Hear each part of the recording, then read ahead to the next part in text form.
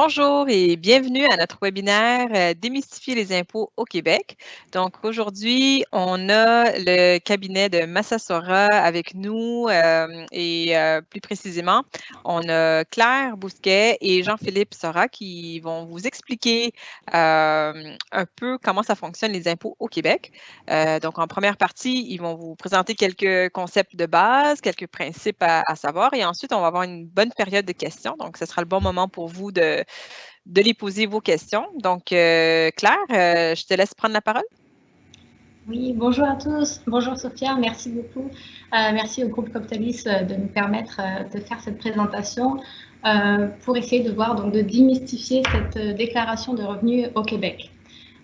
Pour commencer, on va essayer de faire un petit comparatif entre le Canada et la France.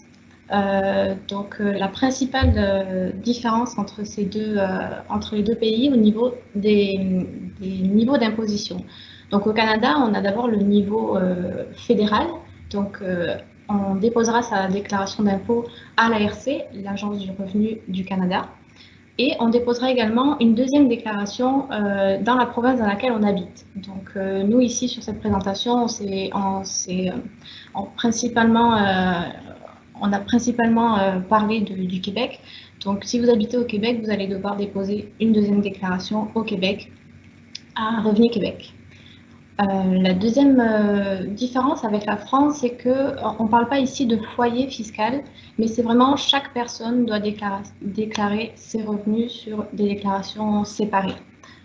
Pour des fins de transfert de crédit d'impôt, on pourra éventuellement lier les déclarations d'un couple marié, par exemple, ou d'un couple conjoint de fait, mais l'idée reste vraiment que chaque personne a ses propres déclarations. Deux niveaux d'imposition, ça veut donc dire deux gouvernements différents et des taux d'imposition qui vont se cumuler et qui vont dépendre de chaque province. Donc une personne avec des revenus en Ontario n'aura pas les mêmes taux d'imposition qu'au Québec. Maintenant, on va pouvoir voir qui doit déposer une déclaration de revenus. Donc le principe, c'est que vraiment tout résident fiscal canadien doit déposer sa déclaration de revenus avant le 30 avril de l'année suivante. Qui est résident fiscal canadien? Et bien, finalement, c'est à partir du moment où on établit ses activités au Québec, au Canada, à partir du moment où notre activité, notre famille, toute notre vie se fait au Canada et qu'on a l'intention d'y rester. Et ça, c'est aussi important, c'est que toute personne qui perçoit des revenus de source canadienne doit faire sa déclaration. Donc, même un non-résident canadien devrait pouvoir faire sa déclaration en fin d'année. Jean-Philippe va peut-être nous dire qu'est-ce qu'on doit mettre dans ces déclarations d'impôts. Effectivement, bonjour à tous. Encore une fois, merci Coptalis et Fleur de Lys de nous permettre de faire ce webinaire. Je pense que c'est important, surtout pour les... vous verrez, on a pas mal axé ce webinaire sur les expatriés, donc les étrangers qui sont installés au Canada, parce qu'on a des obligations fiscales qui sont bien particulières et qu'il ne faut surtout pas oublier, parce qu'on peut avoir des conséquences qui peuvent être pas dramatiques, mais lourdes financièrement. Donc, merci Claire pour cette présentation des bases de la fiscalité. Et maintenant, pour aller plus de l'avant, eh bien, vous êtes résident fiscal canadien, vous êtes installé au Canada, seul ou avec votre famille. Et finalement, que devez-vous déclarer? C'est évident pour la plupart des personnes, on va déclarer ses revenus canadiens, donc les salaires pour les salariés qui nous écoutent. Pour les chefs d'entreprise, eh bien, dépendant si on touche des dividendes ou si on se verse aussi des salaires, on va avoir des éléments à déclarer. Mais parfois, ce qu'on oublie, c'est que le Canada, et quand je dis Canada, ça englobe aussi le Québec ou les autres provinces, impose sur les revenus mondiaux. C'est-à-dire que vous devez y déclarer vraiment tous les revenus que vous percevez, peu importe où ils sont situés dans le monde. Donc, si vous êtes par exemple français installé au Québec, vous déclarez vos revenus de source canadienne, mais aussi vous allez pouvoir parfois avoir le grand classique, si vous aviez votre résidence principale en France, vous l'avez mise en location à votre départ parce que vous n'avez pas voulu la vendre, vous y êtes attaché. Vous allez devoir aussi déclarer au Canada vos revenus fonciers français. D'accord? À ne pas oublier. Alors, est-ce que ça va vouloir dire double imposition? Heureusement, les choses sont bien faites. Ou plus ou moins bien faites, elles sont surtout très bien faites en théorie. On a une convention fiscale qui a été conclue entre la France et le fédéral, mais aussi entre la France et le Québec. Donc c'est une bonne chose qui va permettre d'éviter les doubles impositions. Comment est-ce que ça fonctionne? Eh bien, l'idée est assez simple, la mise en pratique est un peu plus complexe. Lorsque vous avez, on va prendre l'exemple d'un revenu foncier, cette fameuse résidence principale que vous aviez en France et que vous avez mise en location en France avant de déménager au Québec. Il faut savoir que pour les biens immobiliers, dans la majorité des pays occidentaux, les revenus fonciers vont être imposés en priorité dans le pays de situs de l'immeuble, donc dans le pays dans lequel ils sont situés. Pour cette maison, vous déclarez vos revenus fonciers en France en tant que non-résident ou non-résidente, avec des taux d'imposition qui vont varier en fonction de votre base imposable. Si vous gagnez moins de 27 000 € de revenus fonciers, eh bien vous aurez un taux d'imposition à 20% avec des prélèvements sociaux de 17,2, donc ça fait 37,2%. Et si vous gagnez plus de 27 000 €, ce sera 30% avec 17,2 de prélèvements sociaux, donc on arrive à un total de 47,2%. Au Canada, vous déclarez ces revenus fonciers, en plus de tout le reste, mais selon les modalités canadiennes. Attention, ça c'est important parce qu'on entend beaucoup de moi j'ai mis un bien en location en France, je le loue en LMNP, donc location meublée non professionnelle, qui permet côté français d'amortir le bien et donc de n'avoir aucune imposition. Au Canada, on déclare selon les normes canadiennes. D'accord, même si le bien est en France. Donc on oublie l'aspect LMNP. Parfois certains ont fait du Pinel, d'autres plans fiscaux français. On les oublie une fois qu'on a passé l'Atlantique. On déclare selon les modalités canadiennes. Les modalités canadiennes sont assez simples, c'est la même idée, loyer encaissé, moins les charges, moins les intérêts d'emprunt s'il y en a, avec une option possible pour un amortissement, mais qui peut avoir des conséquences fiscales au moment de la vente ou en cas de départ. On parlera de l'exit tax tout à l'heure ou de l'impôt de départ. Donc là, on va passer sur le sujet de l'amortissement, ça pourrait faire l'objet d'un webinaire à part entière, mais dans l'idée, si vous avez payé les impôts en France, vous déclarez vos revenus fonciers au Canada selon les normes canadiennes, vous avez un impôt qui est calculé là-dessus, vous demandez un crédit d'impôt équivalent aux impôts français que vous aurez payés.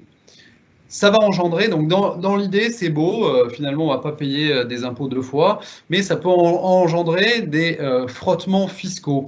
Qu'est-ce que ça veut dire? Eh bien, tout simplement, on reprend le cas du LMNP, en France, vous n'avez pas payé d'impôts, et bien finalement, si au Canada, en déclarant selon les normes canadiennes, vous retrouvez imposable sur vos revenus français, eh bien, vous paierez des impôts au Canada. Et inversement, si côté français, vous avez payé, vous êtes à plus de 27 000 € de revenus, donc impôts plus prélèvements sociaux à 47,2. Côté canadien, vous avez un taux d'imposition qui serait à 20 en cumulé, Québec et fédéral. À ce moment-là, vous payez 20% au Canada. Enfin, vous ne payez rien au Canada, parce que la France, vous aurez plus d'impôts payés, mais le Canada ne va pas vous rembourser le différentiel de taux d'imposition entre la France et le Canada. Et la France ne va pas vous rembourser un soi-disant trop perçu parce qu'elle a appliqué ses propres règles. Donc ce qu'on peut en retenir, c'est que quand on est sur deux pays, comme ça, avec des revenus qui proviennent d'un peu des deux pays, voire même d'ailleurs c'est deux pays, mais ça peut être aussi 3, 4 pays, on va toujours payer le taux d'imposition le plus fort entre les pays concernés. Voilà, ça c'est vraiment la règle que vous pouvez garder en tête, c'est important. Vient avec cela, donc là on a parlé très rapidement, je sais ça fait pas mal d'informations, n'hésitez surtout pas, après il y aura une période de questions et même vous pourrez nous envoyer des courriels parce que chaque cas est vraiment particulier, chacun a une situation différente, donc n'hésitez pas à poser vos questions à la fin ou à nous envoyer des courriels si évidemment vous ne voulez pas dévoiler toute votre composition patrimoniale, c'est bien normal. Donc, pour plus de confidentialité, on pourra vous répondre après le webinaire aussi. En corollaire de ça, de cette obligation de déclaration des revenus mondiaux, vous avez une obligation qui est très, très souvent oubliée, qui est la déclaration des actifs étrangers. Alors, qu'est-ce que c'est? Quand vous avez un patrimoine étranger, supérieur, donc patrimoine étranger individuel, rappelez-vous de ce qu'a dit Claire, on ne déclare pas par foyer fiscal, mais par personne, donc un patrimoine étranger individuel supérieur à 100 000 $, à ce moment-là, vous devez le déclarer. C'est vraiment du déclaratif. Il n'y a pas d'imposition sur ce patrimoine. C'est pas comme l'ISF ou enfin l'ancienne ISF qui maintenant est devenue IFI en France. Là, c'est vraiment du déclaratif pur. Qu'est-ce qu'on va prendre en compte pour ces 100 000 $ de patrimoine étranger? Eh bien, tout ce qui va être actif financier, donc les comptes titres, les assurances vie, les comptes bancaires. Quand je dis comptes bancaires, ça va être les PEL, les PEA, les CEL, les LDD, enfin tout ce que vous pouvez imaginer. Les biens immobiliers qui vont être loués, des biens intangibles, là c'est plus rare, les brevets, les licences, des parts de société dans lesquelles vous auriez moins de 10% du capital. Ça, c'est une notion qui est très importante. On va y revenir juste après ce slide, parce que là, sur les sociétés étrangères, il y a toute une partie qui est importante et qui touche beaucoup de monde. Une société étrangère, c'est pas forcément on a investi, enfin on a une société opérante, ça peut être une société familiale qui détient un appartement par exemple. Donc on va revenir là-dessus, c'est un sujet à part entière. Vous allez déclarer tout ça si la valeur cumulée au maximum dans l'année a dépassé 100 000 $. Si vous ne le faites pas, vous risquez des pénalités de 2 500 $ par année. Donc, c'est sur un an, à la limite, bon, ça fait mal, mais c'est pas trop grave. Mais si vous ne le faites pas pendant 20 ans, 20 ans fois, et surtout qu'il n'y a pas de délai de prescription, 20 ans fois 2 500 $, à la fin, ça commence à faire mal. Et ne vous dites surtout pas que vous allez passer entre les mailles du filet, que bon, la France, ça reste en France, le Canada, c'est au Canada, moi, j'ai rien déclaré, je suis tranquille. Parce que les banques, vous allez vous faire attraper, parce que les banques françaises, depuis 2018, ont l'obligation, et elles le font, d'envoyer vos informations à l'ARC, donc au fédéral, du moment qu'elles savent, évidemment, que vous habitez au Canada. Et elles envoient toutes vos informations bancaires, les soldes maximum de chaque compte, les revenus que vous avez perçus sur chaque compte, elles le font. Comme le système est récent, bon, il y a encore quelques petits couacs, mais il est en train de s'affiner. Et après, les amendes vont tomber. On a déjà des personnes qui nous ont appelés, qui se sont fait attraper. Ça n'était pas nos clients, fort heureusement. Mais voilà, le système est en place, le système va fonctionner. Et c'est par là qu'ils vont retrouver toutes les personnes qui ont des comptes à l'étranger, qui ont des biens immobiliers, parce que forcément, les loyers encaissés sont touchés sur des comptes bancaires. Et c'est comme ça qu'ils vont tout retrouver. Donc attention, ne vous dites pas que ça ne va pas marcher, que vous allez passer complètement à côté et qu'ils vont vous oublier. Si certains sont déjà au Canada, ils ne l'ont pas fait, ils n'ont pas rempli cette obligation, ne vous mettez pas à pleurer. Il y a des solutions pour éviter justement ces pénalités. Il y a une procédure qui s'appelle la procédure de divulgation volontaire, par laquelle en gros on fait amende honorable, on dit bon je ne savais pas, donc s'il vous plaît faites sauter les pénalités. Pour l'instant on en a fait plusieurs, on en a même fait pas mal et elles ont toutes été acceptées. On espère que ça va continuer.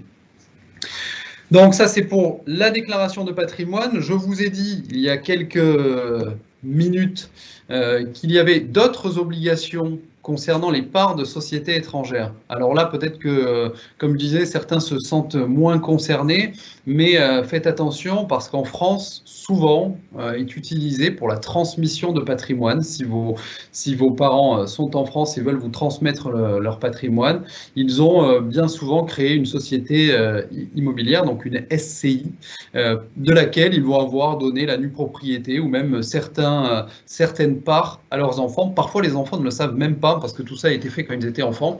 Et donc, il est bien important de se renseigner, surtout si vos parents ont un patrimoine immobilier conséquent, ou d'ailleurs même vous pourriez avoir créé une SCI tout seul ou toute seule. À ce moment-là, vous allez avoir une obligation qui va être de retranscrire les états financiers de la société sur votre déclaration personnelle. D'accord, sur votre déclaration de revenus personnels, avec un délai qui va être décalé par rapport à l'échéance fiscale personnelle, qui est de normalement tous les ans au 30 avril. L'an dernier, c'était exceptionnel, elle a été décalée, mais tous les ans, ce sera au 30 avril. Pour l'instant, là, pour ceux qui ont une déclaration canadienne à faire pour l'année 2020, l'échéance est au 30 avril 2021, donc dans 2 mois. Et pour le formulaire concernant les sociétés étrangères, on a jusqu'au 31 décembre 2021 pour l'année 2020. Bien attention à ça si vous détenez des parts, parce qu'il va falloir déclarer reprendre les états financiers de la société du moment que vous détenez à minima 10% du capital de la société, en prenant en considération que les parts des personnes liées, donc vos parents, vos frères et sœurs et vos enfants, sont considérées, à fin déclarative uniquement, comme vous appartenir. Donc en gros, si la société est détenue par vos parents, vos frères et sœurs et vous, eh bien l'ARC va considérer que vous avez 100% du capital, d'un point de vue déclaratif. Donc vous devrez vous soumettre à cette obligation déclarative, sous peine, encore une fois, de pénalités de 2 500 $, mais qui peuvent être beaucoup plus élevées s'ils jugent que vous avez été négligent par rapport à cette obligation. Donc là aussi, il faut faire attention. Il y a une notion, bon là, je pense pas utile de la développer, mais on va quand même le faire un petit peu. Si vous avez des parts d'une société qui serait soumise à l'impôt sur le revenu, ok, donc type SARL, vous avez une société opérante en France, vous avez plus de 10% du capital de la société. À ce moment-là, si la société détient des biens immobiliers et ne fait que ça, ou a des revenus uniquement passifs, donc c'est-à-dire immobilier, dividendes, intérêts, l'ARC va considérer que les revenus de la société vous ont été versés, même si à hauteur de votre détention du capital, même si dans les faits, rien ne vous a été versé comme dividende. Et vous allez vous retrouver imposé au même titre que des dividendes. Donc là, c'est un sujet qui est un peu plus complexe. On pourra, si on touche certains, vraiment, n'hésitez pas à nous contacter parce que c'est important. Donc voilà pour ce qui est déclaration de patrimoine. Maintenant, le dernier point, qui est souvent, alors lui, complètement oublié, ça va être l'exit tax.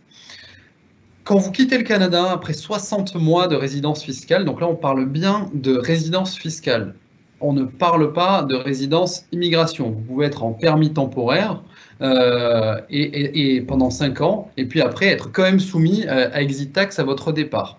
Le Canada, après votre départ, si vous le quittez évidemment, va considérer que vous avez vendu l'ensemble de votre patrimoine mondial, hors biens immobiliers canadiens, même si dans les faits, vous n'avez rien vendu. Donc vous partez du Canada, vous aviez des biens en France, des parts de sociétés canadiennes, on ne va pas prendre les biens immobiliers puisqu'ils ne font pas partie de l'exit tax, des placements, eh bien, l'ARC va considérer que vous avez tout vendu à votre départ à la valeur de marché de chaque bien et va calculer une plus-value sur la valeur de votre patrimoine à date de départ, moins la valeur de votre patrimoine à date d'arrivée au Canada ou à date d'acquisition, si vous avez fait l'acquisition des biens pendant que vous étiez au Canada, et va vous imposer là-dessus.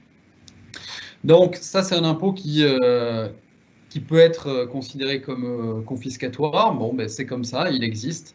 Il y a des moyens de le minimiser, mais il faut bien sûr prévoir les choses en amont pour que l'impact soit moindre. Il va donc être très important, comme vous l'aurez compris, si on prend la valeur du patrimoine à date d'arrivée comme base de référence pour le calcul de cette plus-value, il est très important de faire évaluer votre patrimoine, notamment les biens immobiliers que vous possédez, qui seraient en France ou ailleurs d'ailleurs, ailleurs dans le monde, l'année où vous arrivez au Canada. Que vous ayez un agent ou une agente immobilier qui va vous faire une lettre en disant bon ben voilà, votre appartement français vaut tant de milliers d'euros, comme ça vous la conservez et au moment de votre départ vous aurez ce papier qui va vous permettre de calculer l'exit tax, et s'il y a une question de l'ARC, eh bien vous avez le justificatif qui sera daté de la bonne époque.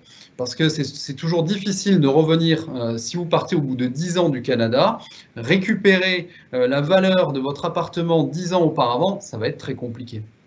Voilà, donc on est allé assez vite parce que le temps est quand même limité. On a beaucoup insisté pour les expatriés installés au Canada sur tout ce qui est patrimoine étranger, déclaration de revenus étrangers. Pourquoi? Parce que d'expérience, c'est ce qui va poser le plus de problèmes. Il est très facile de faire sa déclaration de revenus canadienne. Vous pouvez beaucoup la font, si vous avez un cas très simple, beaucoup vont la faire sur Turbo Impôt, des choses comme ça marche très bien. Mais du moment qu'on a des biens à l'étranger, des revenus étrangers, là les choses se complexifient énormément. Donc il faut vraiment faire attention et au moins se faire. Et là c'est pas c'est pas pour forcément vendre notre sauce, hein, il y a d'autres cabinets qui le font très bien, mais au moins la première année, faites-vous accompagner parce que c'est cette première année qui va poser votre vie fiscale canadienne. Et elle aura un impact cette première année, même dans 10 ans. Donc vraiment, faites attention. Donc maintenant, on a prévu avec Claire des petites mises en situation, des questions qui reviennent le plus souvent. Claire? Oui. Alors voilà, si je suis au Canada, mais c'est salaire France. Qu'est-ce que c'est le salaire? Je ne t'ai pas très bien entendu. Oui, j'ai l'impression qu'il y a un retour. Il y a un retour de micro. C'est bon, ça a l'air de fonctionner. Ok, alors je reprends. Je reprends mon exemple. Si je suis au Canada, mais que je continue à toucher des salaires en France, qu'est-ce que je dois faire de ces salaires français? Alors, ces salaires français, comme on l'a dit tout à l'heure, le Canada impose sur les revenus mondiaux. Donc, vous allez devoir les déclarer côté canadien. En France, vous allez payer des impôts. Côté canadien, vous les déclarez, des impôts sont calculés et vous aurez droit à des crédits d'impôt équivalents aux impôts français payés et à certains prélèvements sociaux. Pas à tous. Tout ce qui va être chômage, retraite ne donneront pas droit à crédit d'impôt parce que vous y aurez droit à un moment donné. Donc ce n'est pas en gros perdu. Donc vous n'avez pas droit à crédit d'impôt là-dessus. Ok, parfait. Et alors, avant de partir, j'avais acheté ma maison, ma résidence principale. Et puis là, je ne veux pas la vendre, je veux par contre la louer. Donc, elle reste louée en France pendant que je suis au Canada. Qu'est-ce que je dois déclarer dans ma déclaration? Alors, ben, c'est exactement ce que je disais tout à l'heure. J'avais pris un peu d'avance là-dessus. Vous allez déjà déposer en France une déclaration de non-résident, être imposé soit à 20% plus 17,2 de prélèvements sociaux si vous gagnez moins de 27 000 euros, soit à 30% 17,2 de prélèvements sociaux si vous gagnez plus de 27 000 euros. Vous déclarez maintenant tout ça, tous ces revenus fonciers au Canada, selon les normes canadiennes, avec une option possible pour l'amortissement. Ça, c'est à discuter au cas par cas et en fonction de la volonté d'investissement court terme, long terme de chacun. Et puis, vous demandez au Canada, quand je dis Canada, ça comprend bien sûr le Québec, un crédit d'impôt équivalent aux impôts français que vous auriez payés. Ok, parfait. Et on pense à évaluer aussi son bien donc, en partant. Exact, tout à fait. Maintenant, ça fait plusieurs années que j'ai une assurance vie et puis je touche des revenus de cette assurance vie. Qu'en est-il au Canada? Alors, pour l'assurance vie, alors là, c'est un sujet qui est très complexe et qui déçoit beaucoup de monde. Parce que côté français, l'assurance vie, c'est super, puisque ça rapporte, bon, plus ou moins d'ailleurs, c'est pas une rentabilité extraordinaire, mais bon, ça rapporte de l'argent sans être imposé là-dessus. Mais il faut savoir qu'au Canada, les assurances vie françaises, pour 99% d'entre elles, donc tout ce qui sont vendues, toutes les assurances vie standards qui sont vendues par la majorité des banques ou compagnies d'assurance, ne sont pas considérées comme des assurances vie, peu importe le support. Parce qu'il n'y a effectivement aucune notion d'assurance dans les assurances vie françaises. Donc, le Canada, donc, encore une fois, quand je dis Canada, c'est Québec et fédéral, vont considérer que ce sont des placements financiers. Et donc, vous allez vous retrouver imposé au Canada sur la prise de valeur de vos contrats de manière annuelle. Qu'est-ce que ça veut dire? Le calcul est très très simple. On prend la valeur du contrat au 31 décembre, à laquelle on soustrait la valeur du contrat au 1er janvier, moins les abondements que vous auriez pu faire sur le contrat, donc les versements que vous auriez pu faire pour l'alimenter. Et le résultat va être imposé au même titre que des intérêts. Peu importe, encore une fois, le support, peu importe la nature de revenus, ce sera imposé comme des intérêts. Et là où ça fait encore plus mal, c'est que si votre assurance vie perd de la valeur, ça a été le cas de bon nombre d'assurances vie en 2018, eh bien cette perte ne sera pas déductible de vos revenus, elle est perdue. Okay. Ouais. Maintenant, si j'ai une société avec ma famille qui n'est pas située au Canada, moi j'ai seulement 5%, mais le reste des parts sont détenues par mes parents et puis par ma sœur.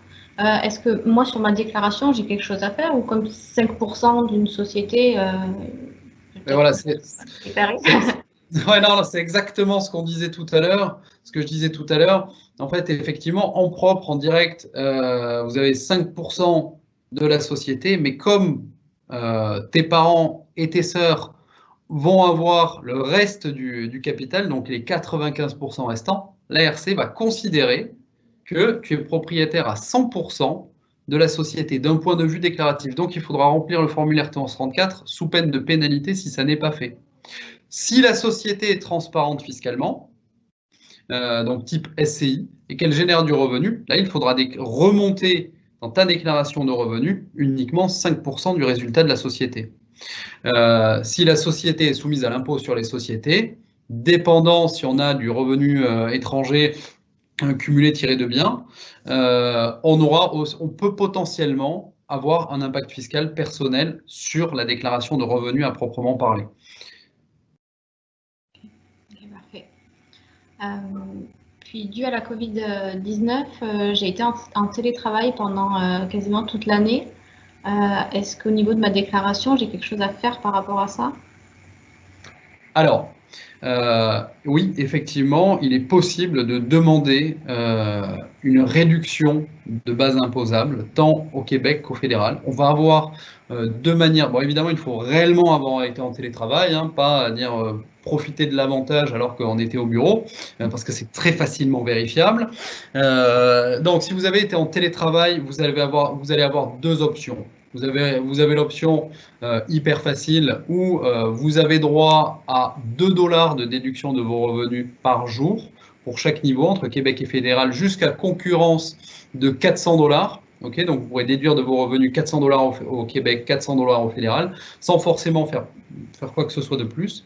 Et vous allez avoir une méthode qui va être un peu plus complexe, par laquelle vous allez pouvoir déduire peut-être un peu plus, mais à ce moment-là, il va falloir remplir un feuillet spécial. On va faire un prorata de la surface de de l'emplacement qui a été utilisé comme bureau sur la surface totale du logement, et on va appliquer ce prorata au loyer payé, aux charges d'Internet, aux charges d'électricité, en gros à un peu toutes les charges qui vont être afférentes au logement, et ça va nous donner droit à un crédit, pardon, pas un crédit d'impôt, à une déduction sur les revenus.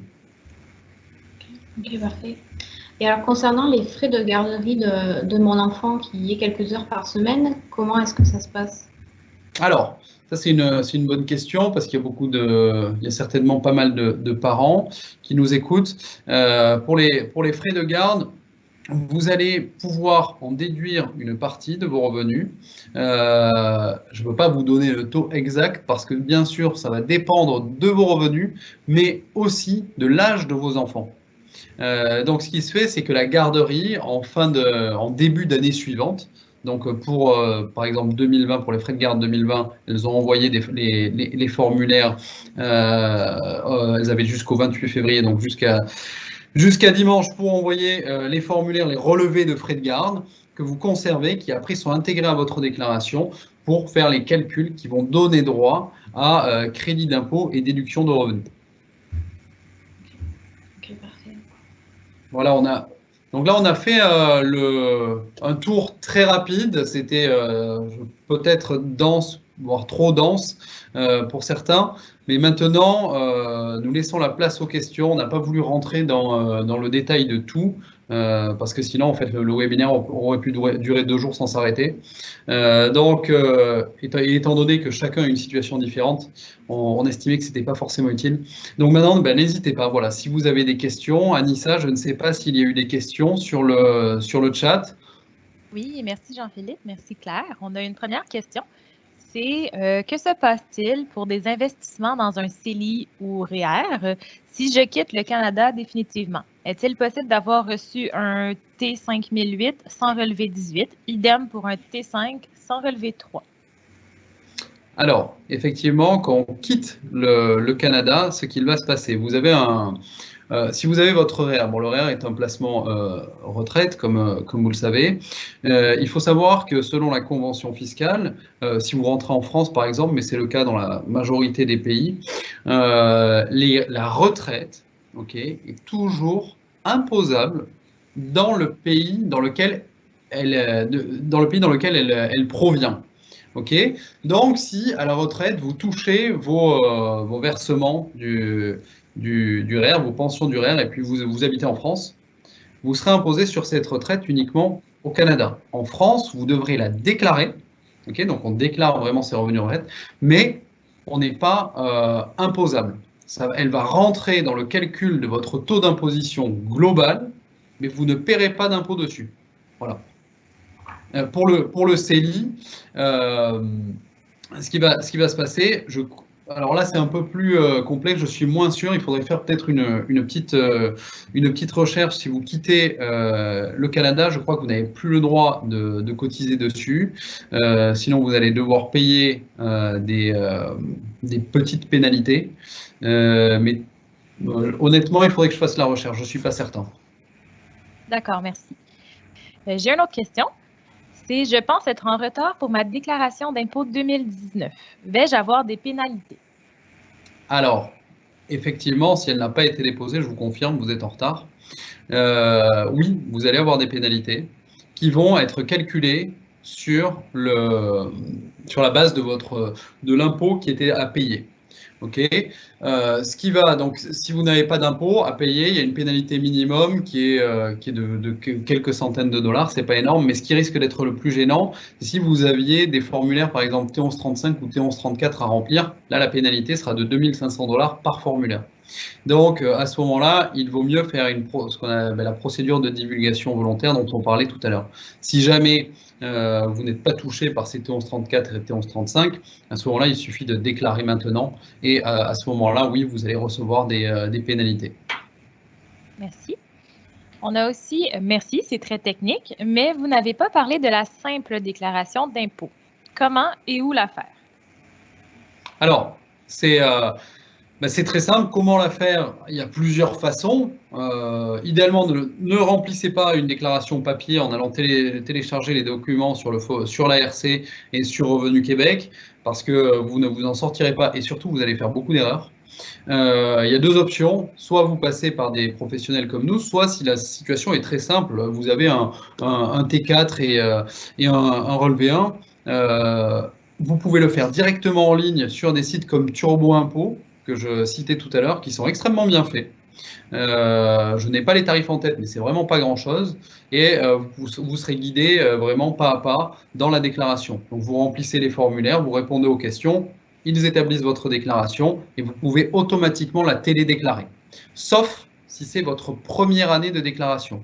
À ce moment-là, vous n'êtes pas encore enregistré auprès de l'ARC et de Revenu Québec, donc il faudra envoyer les déclarations papier. Et c'est la deuxième année que là, vous pourrez télédéclarer. Merci, j'espère qu'on a répondu à la question.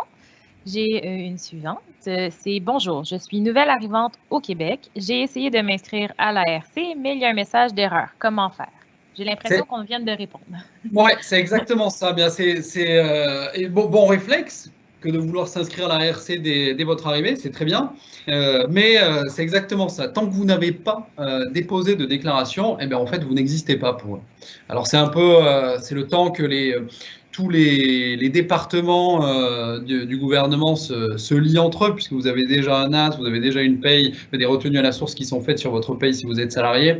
Donc, il manque plus que l'ARC, que l'information soit remontée à l'ARC, mais ça n'est pas encore le cas. Donc, c'est quand vous aurez posé votre déclaration 2020, si vous êtes arrivé en 2020, que vous pourrez avoir accès à votre compte ARC.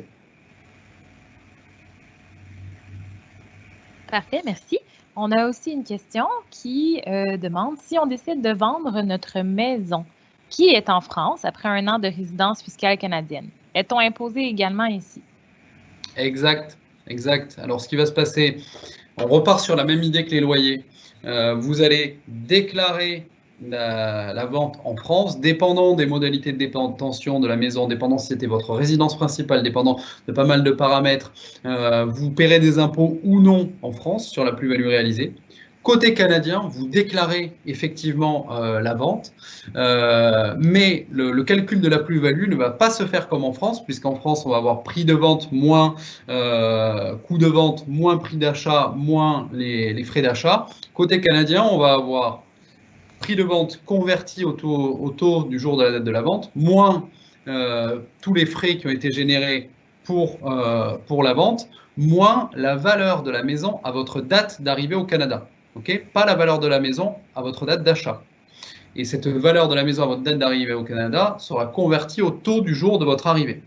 Donc en gros, sur un an, en France, l'immobilier évolue gentiment et sûrement. On n'a pas normalement de pic extraordinaire. Donc en gros, sur un an, côté canadien, la plus-value sera minime.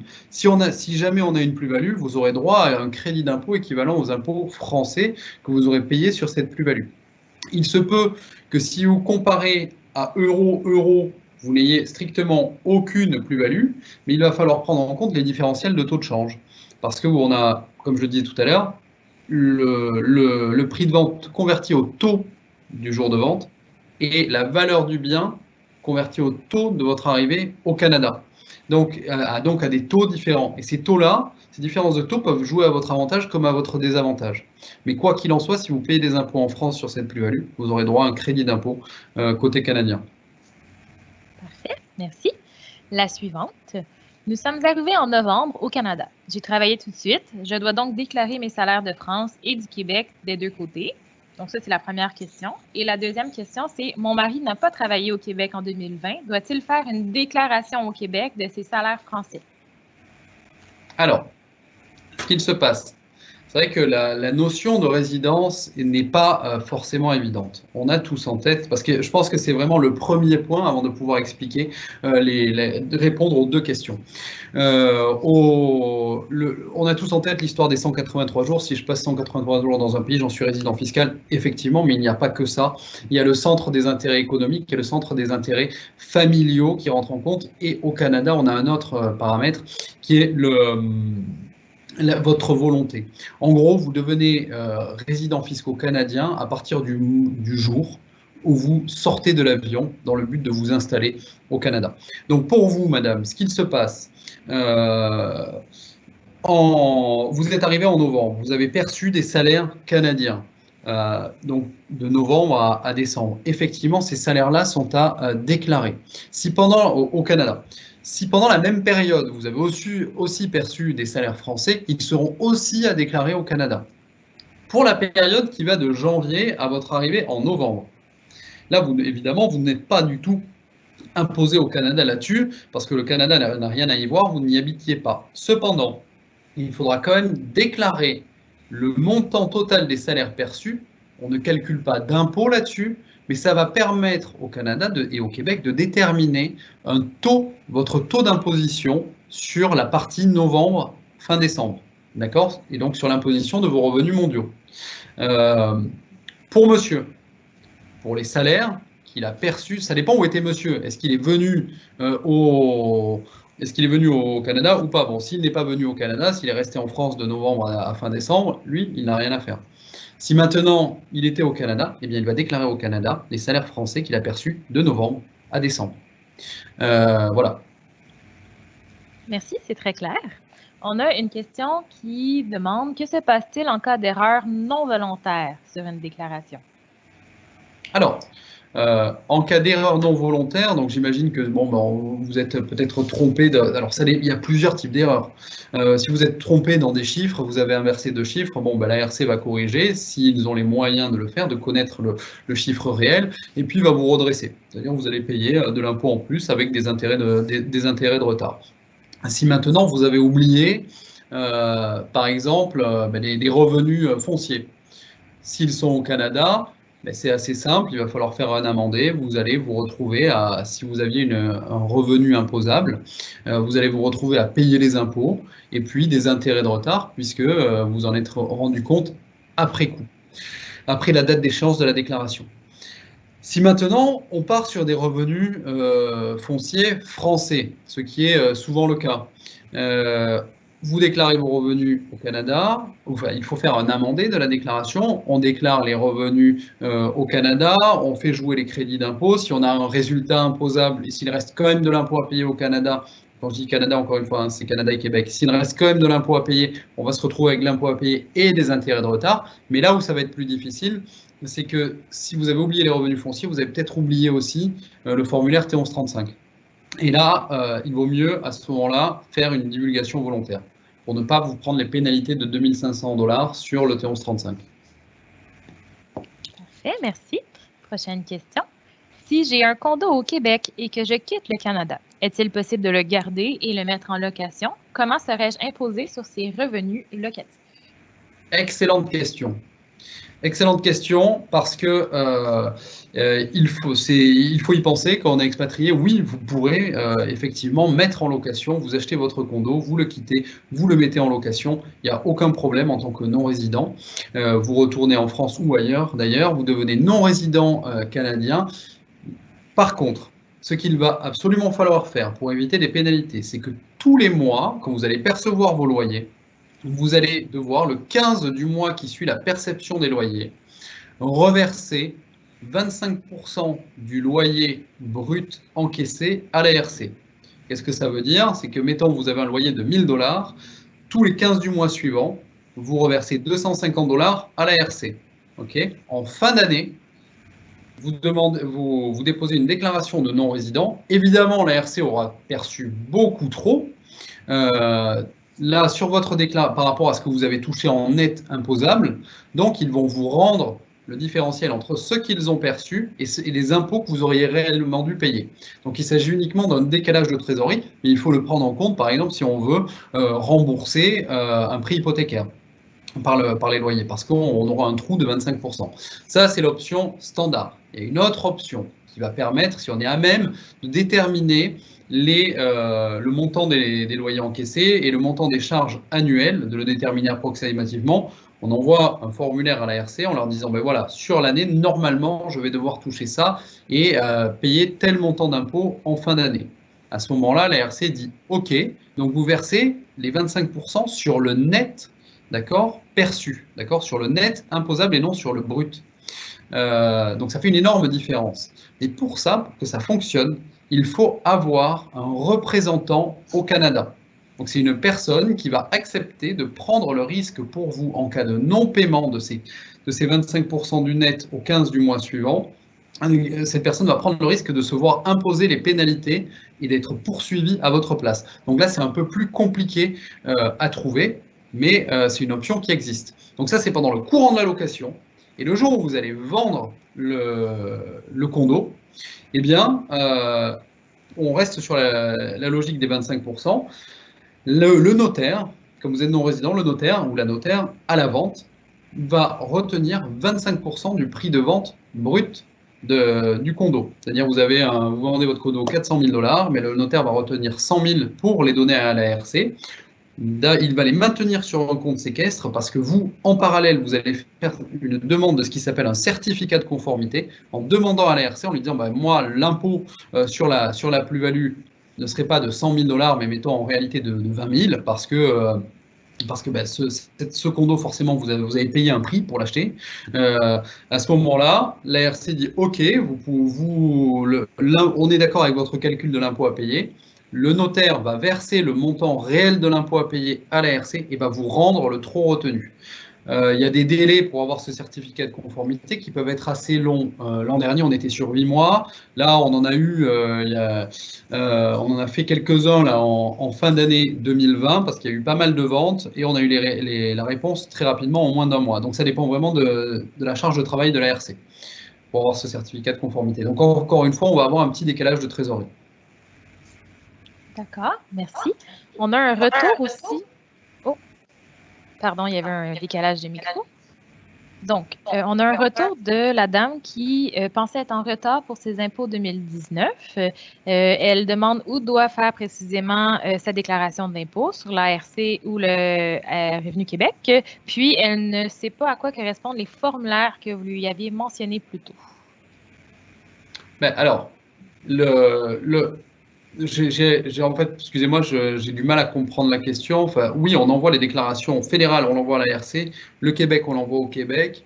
Comme je disais tout à l'heure, vous pouvez le faire soit via des professionnels, soit vous-même via des logiciels en ligne, type Turbo Impôt, qui est un des plus connus et qui fonctionne bien. Pour les formulaires que je disais tout à l'heure, le T1135, c'est si vous avez du patrimoine étranger supérieur, dont la valeur est supérieure à 100 000 $. Et le T1134, c'est si vous détenez à minima, 10% de part d'une société étrangère. Voilà. Donc là, ça dépend. Ne connaissant pas toute la situation de cette dame, je ne peux pas lui dire qu'est-ce qu'elle doit faire exactement. Ça dépend vraiment de sa situation, du retard. On sait qu'elle est en retard, mais quel formulaire elle aurait dû ajouter à sa déclaration ou non, c'est difficile sans connaître exactement la situation. Parfait. On invite donc la dame à vous contacter par le email qu'on va transférer à la fin de la présentation. On a une question plutôt simple qui est: quand doit-on faire notre déclaration d'impôt? Quelle est la date limite? Alors, eh bien, c'est le 30 avril pour l'instant. Normalement, de manière habituelle, c'est toujours le 30 avril, d'accord? L'an dernier, l'ARC et le Québec avaient décalé, dû à la Covid, avaient décalé les échéances déclaratives. Cette année, c'est encore maintenu au 30 avril. Il y a eu des courriers, plusieurs courriers qui ont été envoyés, notamment par l'ordre des CPA, pour décaler la date. Mais pour l'instant, on est toujours au 30 avril. Excellent. Une des dernières questions, et puis on va en faire deux, puis par la suite, je vais vous transmettre le vidéo et le courriel d'ici la fin de la semaine pour que vous puissiez poser vos questions à nos experts comptables. Donc, une des dernières questions, c'est: pour vérifier que j'ai bien compris, la déclaration du patrimoine doit se faire si j'ai touché plus de 100 000 $, actifs financiers, biens immobiliers, loués, etc. Alors non.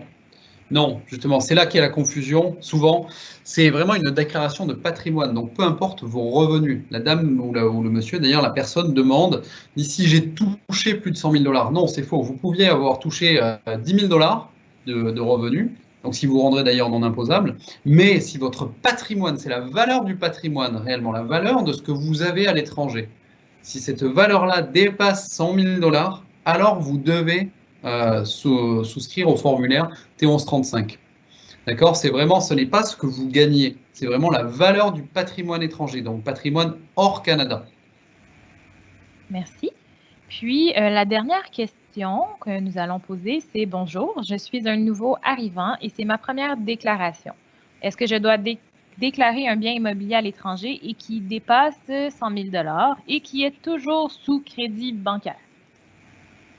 Oui, alors il y a une exception. Je vais être peut-être un peu mélangeant. La première année, l'année d'arrivée au Canada, on est exempté du formulaire T1135. Par contre, la seconde année, on est obligé de le remplir. Donc ça, déclaration de patrimoine, encore une fois, pas déclaration de revenus.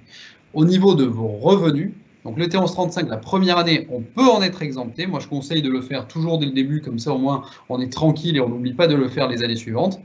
Ça, c'est pour le patrimoine. Pour le revenu, si ce bien est loué, effectivement, il va falloir déclarer les loyers que vous avez encaissés, et ce, dès votre arrivée au Canada. D'accord? C'est important. Je pense que la question vient du fait que il y a une hypothèque sur le bien, il y a un prêt. Donc là, on ne prend pas la valeur nette, c'est-à-dire la valeur du bien moins le prêt pour calculer les 100 000. C'est vraiment la valeur de marché du bien. Qu'il y ait un prêt dessus, on s'en fiche complètement. C'est la valeur de marché du bien. D'accord, merci. Donc, c'était la dernière question. Je remercie beaucoup Jean-Philippe et Claire de nous avoir éclairés sur ces sujets.